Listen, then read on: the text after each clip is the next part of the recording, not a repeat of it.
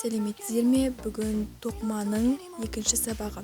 Бірінші сабақта мен жіпті және крючокты сымда қалай таңдау керектігін айтқан болатынмын. Оны осы видеоның жоғарғы жағында көрсетіп кететін боламын. Ал енді бүгінгі сабақта біз крючокты жіпті қалай ұстау керектігін және тоқуда қолданылатын терминдерді үйренетін боламыз. Ал ендеше менің жағдайымдағы жіп және де крючок, бестік крючок, нако жібі. Ең алдымен біз түйін жасап үйренетін боламыз. Бұл біздің тоқымамыздың ең басы. Мына ұстап тұрған жібіміз рабочий нить, жұмыс жібі деп аталады. Сол қолымызға аламыз жіпті, кішкентай саусақтарымызбен басамыз, ортаңғы саусақтарымызды басамыз да сұқ саусағымызға өстіп крестик жасаймыз, орап. Артық жіпті өстіп саусағымыздың арасына қыстыра тұрамыз, бізге кедергі жасамас үшін. Оң қолымызға крючокты ұстаймыз. Кейбір адамдар карандаш, ручка немесе қасық сияқты ұстайды, өстіп. Ал кейбір адамдар өстіп пышақ сияқты ұстайтын болады. Мен өзім мысалға өстіп ұстаймын. Ал ендеше кеттік. Ең алдымен жібіміздің ұшы бар ғой, осы жіппен байланысатын жерінен апарамыз. Яғни крючокты сол жерге тығамыз.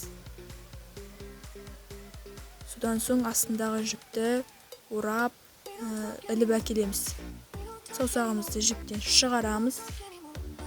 Мінекей бізде осындай түйін пайда болды. Бастапқыда ең бірінші жасағанда шықпауы мүмкін, немесе жіптеріңіз босап кетуі мүмкін. Саусақтарыңызбен тартып отыруларыңыз керек.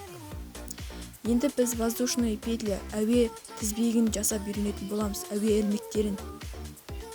Ең алдымен крючокқа жібімізді орап әкелеміз де, әлгі тесіктен, тізбектен шығарамыз өткізіп. Мінекей бізде бір ілмек пайда болды. Екіншісінде сөйтеміз, іліп әкеліп шығарамыз.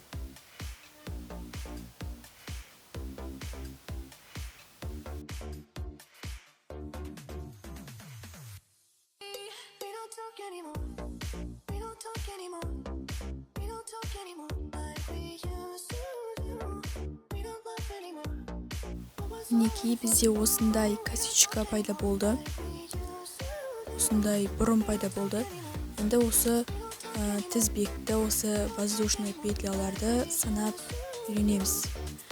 Яғни мен мына жерде 15 тоқығанмын, мына жерде үлкейтіп көрсеңіздер болады. Барлығы 15.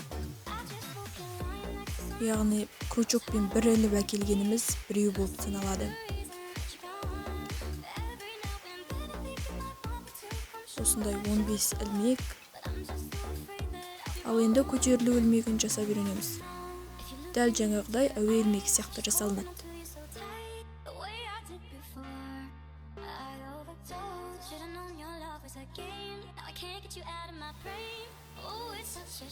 Ал енді біз накидсіз баған тоқып үйренетін боламыз. Ол үшін столбиктен бір арақашықтықтағы столбикке кіргіземіз, крючогымызды тығамыз.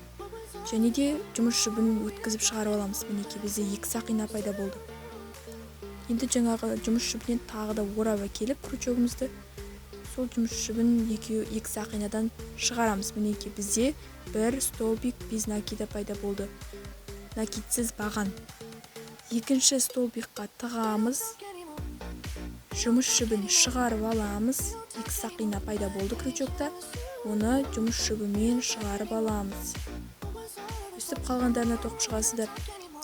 Мінекей мына жерде қай жеріне тығатынын көрсетсем, мына жерге, яғни әр воздушный петляға, әр әуе ілмегіне бір-біреуден тоқып шығасыздар.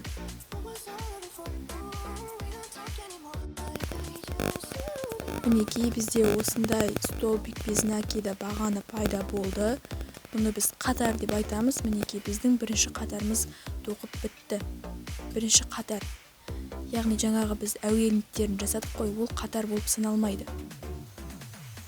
Енді осы столбик без накида, накидсіз бағанды біз санап үйренетін боламыз. Жаңағы дәл сондай косичка пайда болады үстінде. Сол арқылы санай бересіздер. Жаңағы әуе ілмектерін санаған сияқты санай бересіздер. Осылай пайда болады.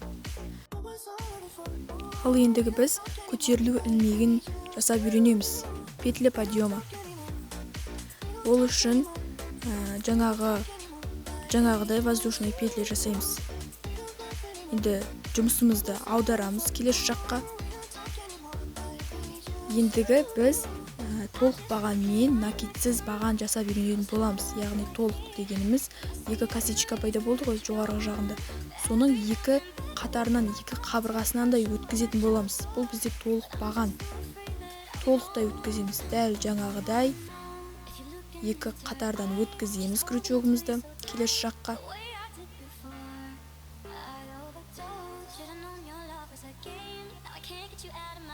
Жұмыс жібін іліп аламыз да шығарамыз. Екі сақина пайда болды, оны жұмыс жібімен қайттан өстіп іліп әкеліп тоқитын боламыз. Әрі қарай дәл осылай жалғастыра береміз.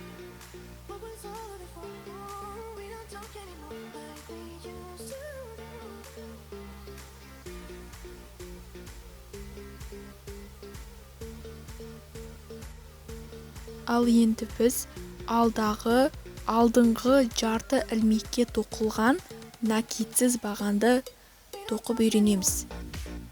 Яғни жаңа біз толық бағанды істедік қой, толық ілмекпен істедік, тоқыдық.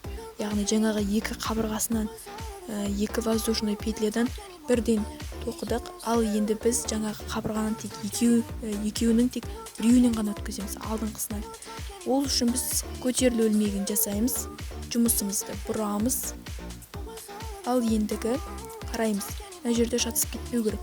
Жаңағы біз петля подъема дегенді біз алмауымыз керекпіз. Оны тоқымаймыз. Келесі өзіміздің тоқып атқан жерімізден бастаймыз.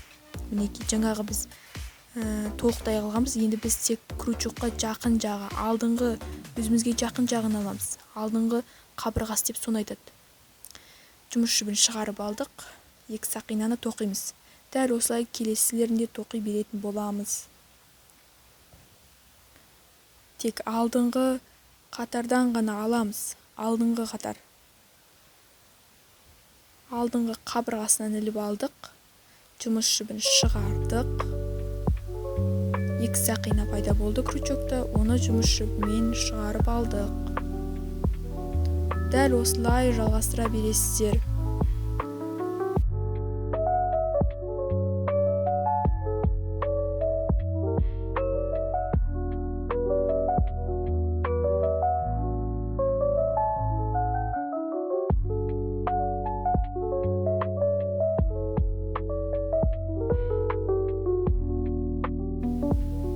Ал ендігі бағандарымызды тоқып болдық.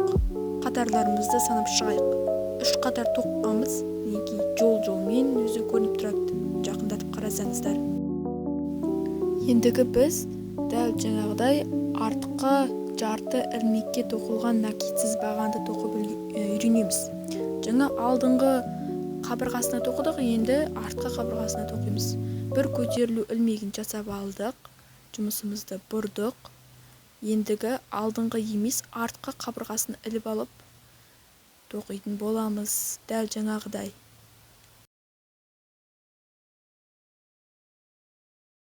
This time I want like this like that.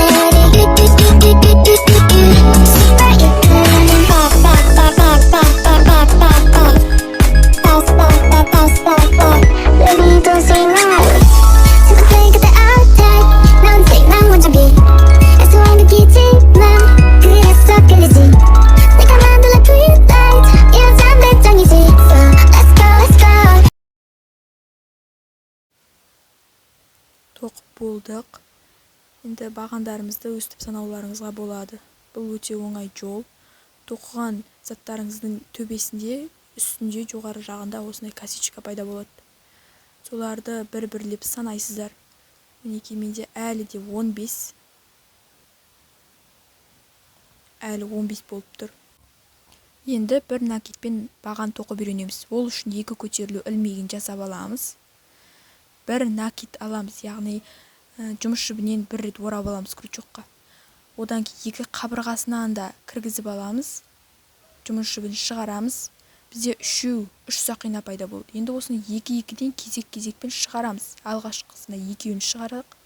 Екеуі қалдық. Екеуімен өсіп шығарасыздар. Әрі қарай дәл осылай жасайсыздар. крючокқа орап аласыздар. Ана жасалып болды. Енді келесісіне жасайсыздар өстіп. Екі қабырғасынан да аласыздар.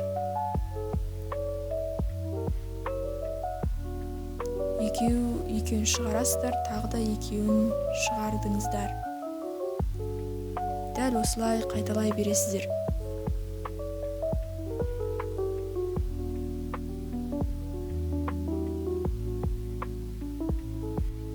Байқасаңыздар, накитпен тоқылған бағандар накитсіз тоқылған бағандарға қарағанда ұзындау келеді.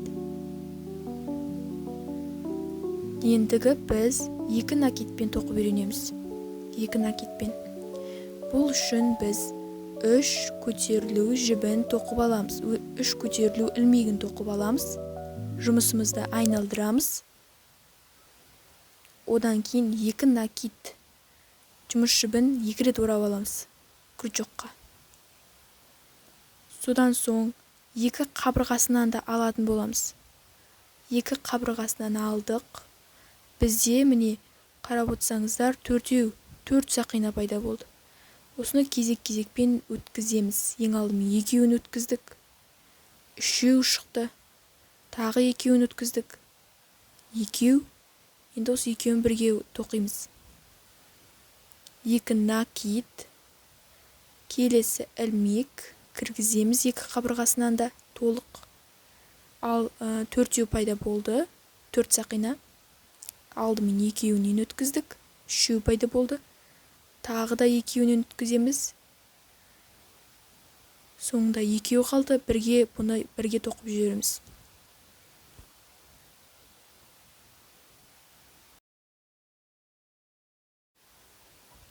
Екі накитпен тоқылғандар, бір накитпен немесе накитсіз тоқылғандар қарағанда 2 есе ұзындау келген.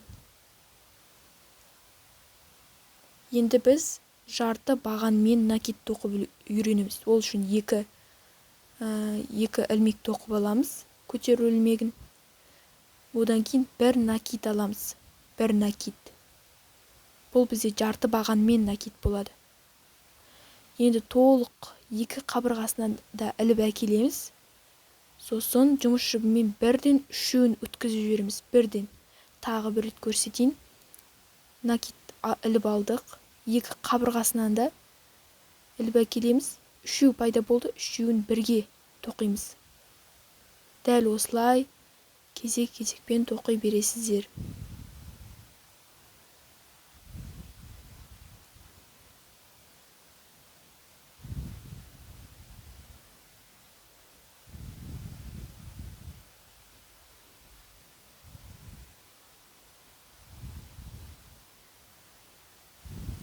Енді байланыстыратын баған тоқимыз.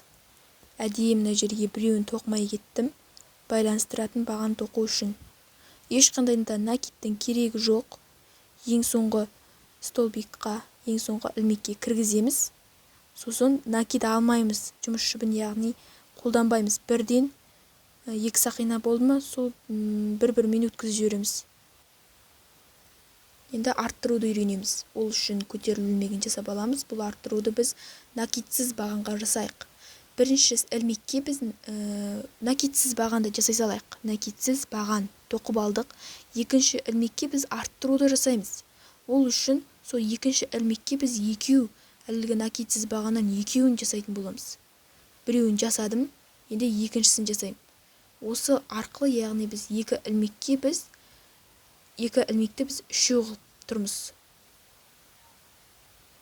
Үстіп тоқи бересіздер. Ендігі мен убавканы кемітуді үйретемін. Оның негізінен бірнеше жолдары бар. 4 жол бар. Ең жақсы, ең керемет жолын көрсетейін. Ол үшін крючогымызды алдыңғы 2 қатар болады ғой, қабырғаларынан өткізетін боламыз крючогымызды. Тек алдыңғыларын қолданамыз. Алдыңғы қабырғасын. Накит алмаймыз. Бұл жерде накит керек емес. Алдыңғы қабырғасына біреуін кіргізіп алдық. Енді дәл солай екіншісіне де кіргізіп аламыз 1-ден. 1-ден өсіп 2 қабырғаны, 2 ілмектің қабырғаларын кіргізіп алдық. Енді жұмыс жібін шығарамыз, кіргіземіз. Жұмыс жібін іліп алайық, крючокпен шығарамыз сыртқа. 2 пайда болды, 2-ін жұмыс жібімен өстіп шығарамыз. Бұл ол өте оңай және де байқалмайды.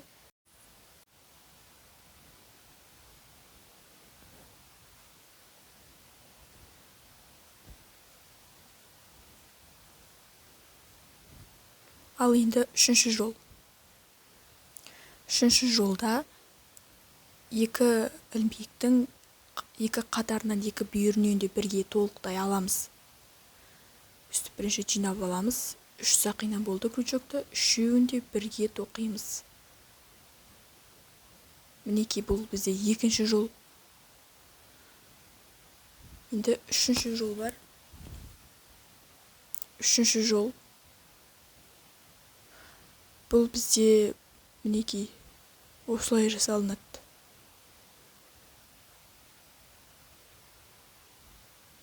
Төртінші жол бар. Төртінші жолда бірінші ілмекті тастап кетеміз, екінші ілмекті бірден бағанды накидсіз баған деп тоқимыз.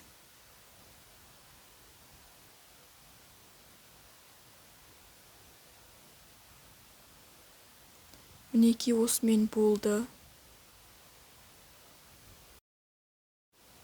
Видео ұнаса, лайк басып, комментарий жазып, маған жазылуды ұмытпаңыз.